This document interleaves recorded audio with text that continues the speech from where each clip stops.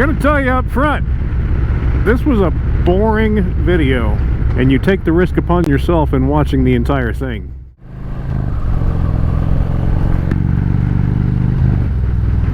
Pulling into Stillwater, Oklahoma. No idea why, but I'm on my way to Tulsa. Haven't spent a whole lot of time in Tulsa, so I thought I'd go up there and check out some motorcycle shops. And this guy's dog's riding with him.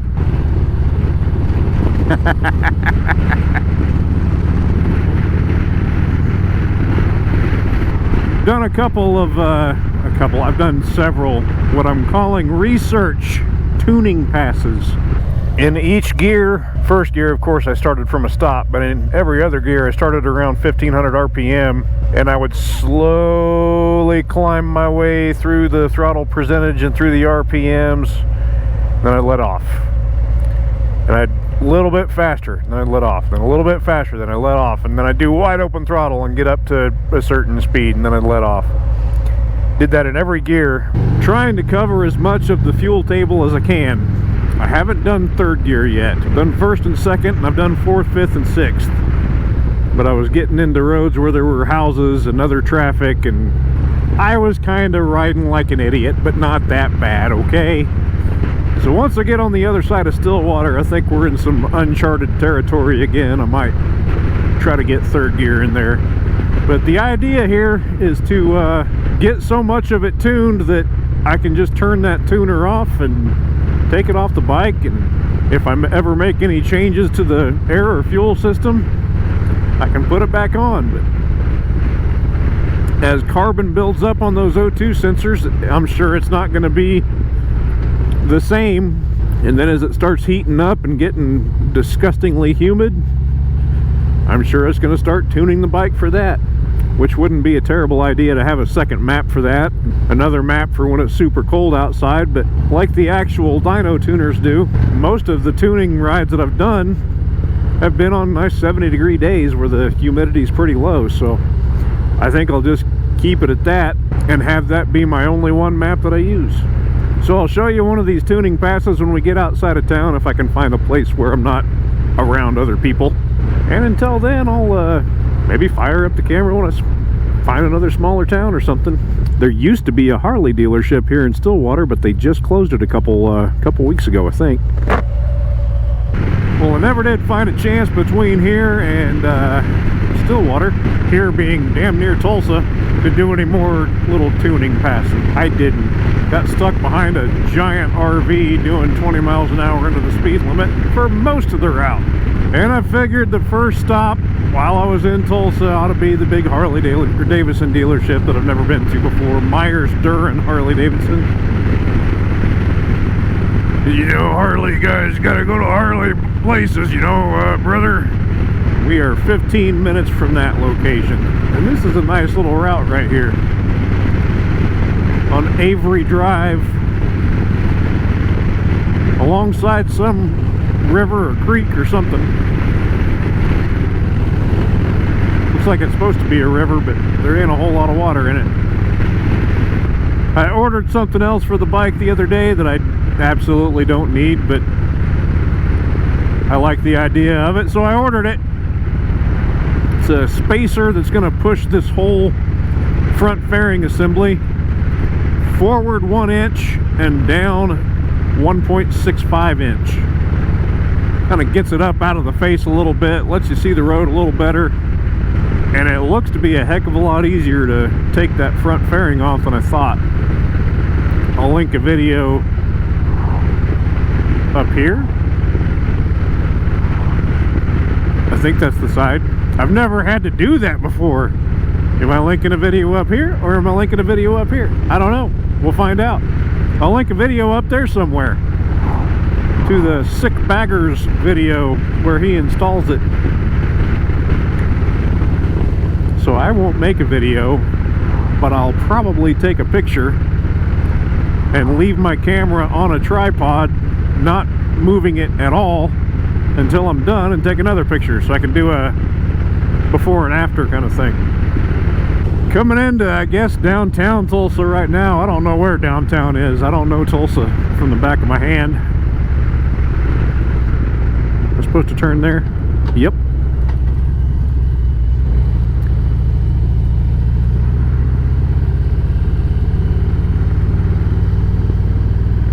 been on Riverside Drive before.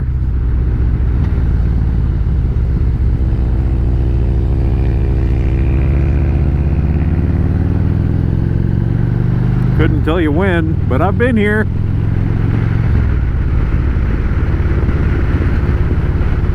There's a nerd alert.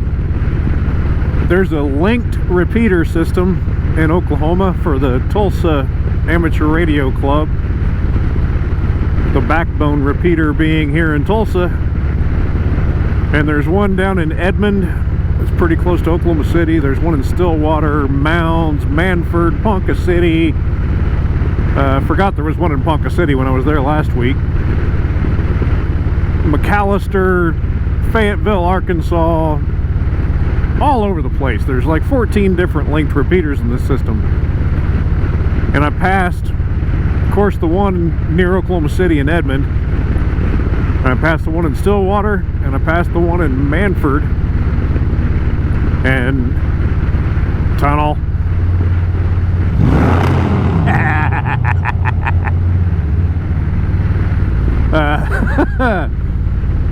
And also I've been to the backbone here in Tulsa now, and I've keyed up on all of them and announced myself, and nobody has responded.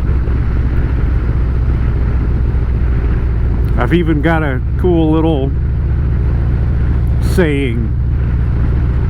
The last letter in my call sign is Charlie, so Whiskey to Charlie, Hammond from the Harley. Listening on the 850 repeater. No, nobody wants to talk to old James. Whatever. I don't want to talk to them either. Oop, I gotta turn left in 3/10 of a mile. And I'm in the wrong lane to do that. That guy's tires are crooked.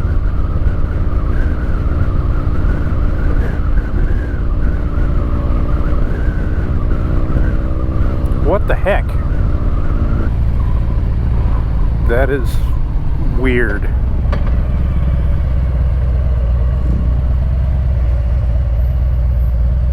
I don't get it, but whatever.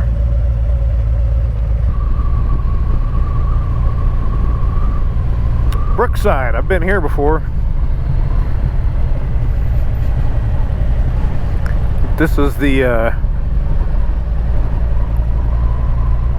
fancy eating area of Tulsa. Okay.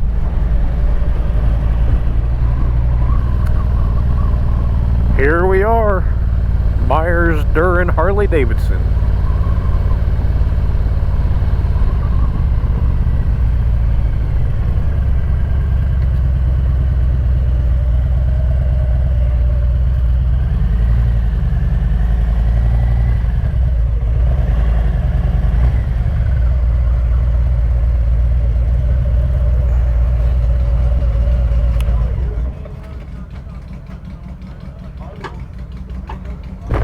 Well, I saw Myers-Duren Harley-Davidson.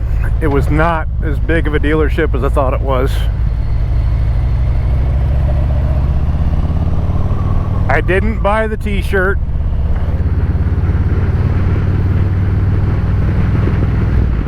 Now I'm on my way to Arnold's Old Fashioned Burger. About a 14-minute drive from here. I just looked up restaurants on Google Maps, and that was the first place that I scrolled past that looked like it was something interesting. Maybe they'll have a t-shirt.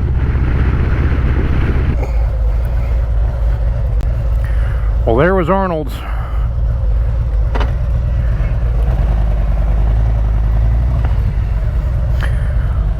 Coincidentally, I didn't realize this when I picked this place out. It is on Route 66.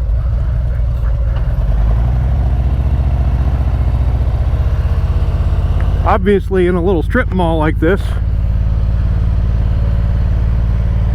it's not original to Route 66. But the signs on the wall said they opened in 1986. Oh, guess we're going right. That's a cool sign over there.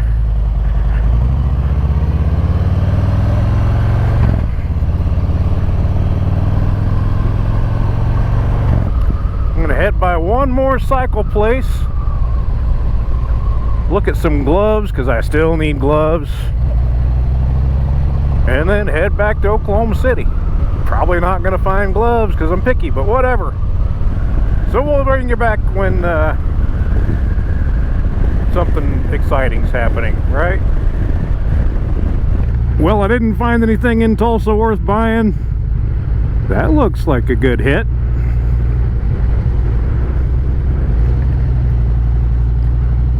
Except for a burger.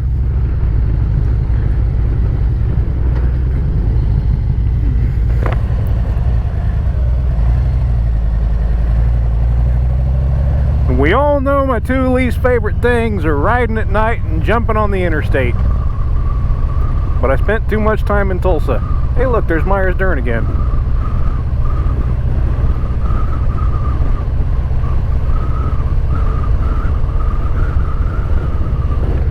And I'm gonna do one to skip the other. I'm gonna jump on the interstate and haul ass home so I don't have to ride in the dark. But it's a turnpike, so I get to really haul ass. So we'll see you back in Oklahoma City.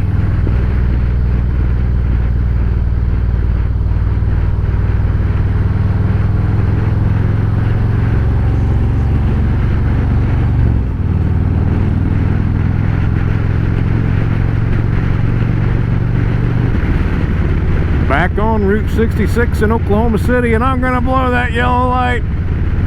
It never turned red. You saw it with your own eyes.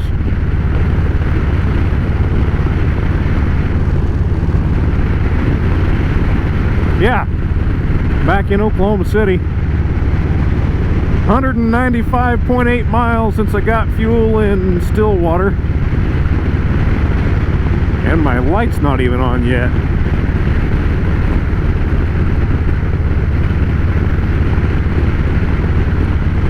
I'm gonna tell you up front, this was a boring video. And you take the risk upon yourself in watching the entire thing. I'm gonna leave that right here in this part of the video, and I'm also gonna put it at the very beginning. I had found a place called the Lazy Heifer. I want to say in like Boswell, Oklahoma or something. It's way down south. I can't remember exactly where or what town it's in. There's nothing special. I say that a lot. There's nothing that made me go, I want to try to find a route to the Lazy Heifer. There is a thing, nerd alert again, there's a thing in ham radio called the National Traffic System. Like an old school radiogram.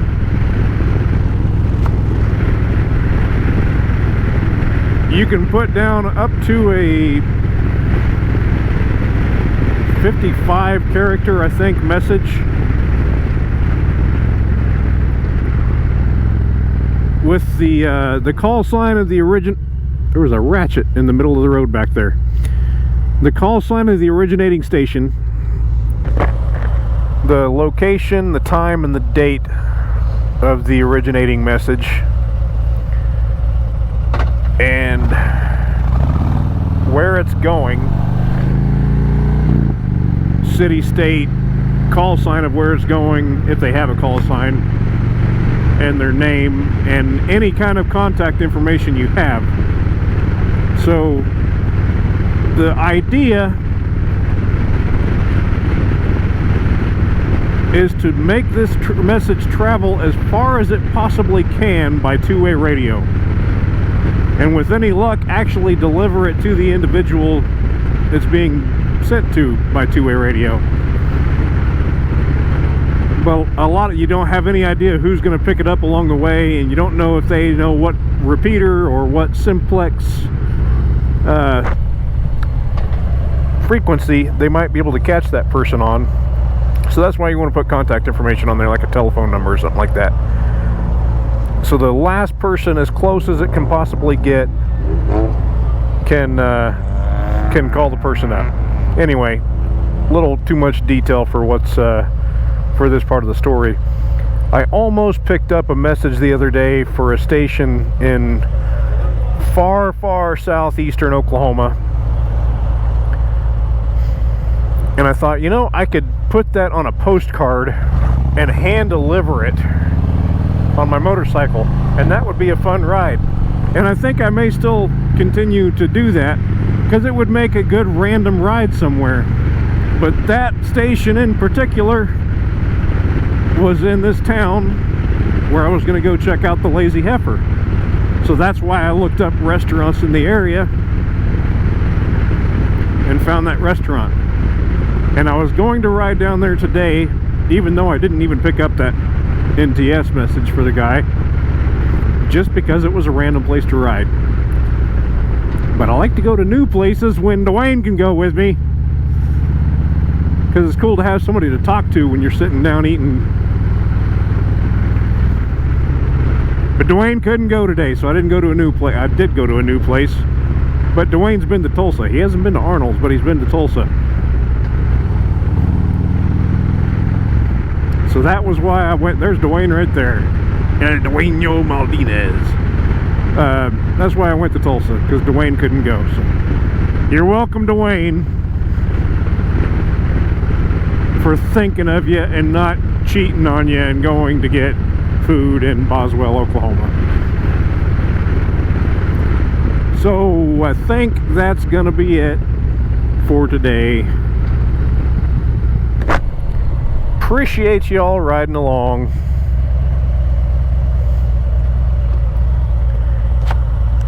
And I'll see you next time.